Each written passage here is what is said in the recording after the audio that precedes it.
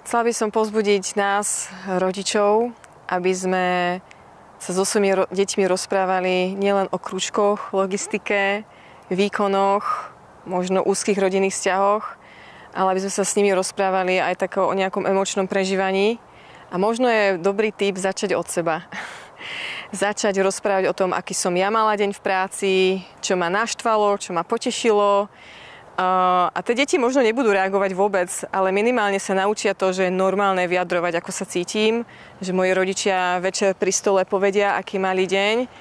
A môžeme len dúfať v nejakom čase, že to isté budú nám zrkadliť deti, že oni nám tiež povedia, tak mama, vieš čo, bola som v škole a ten Fero ma tak naštval a Anička ma takto potešila, že proste otvárať si tie svoje vnútorné svety. A toto keď zvládneme z jednej z druhej strany, čo môžeme dúfať, tak potom oveľa jednoduchšie sa nám bude rozprávať o tých intimnejších témach a je veľmi viac pravdepodobné, že deti nás budú počúvať.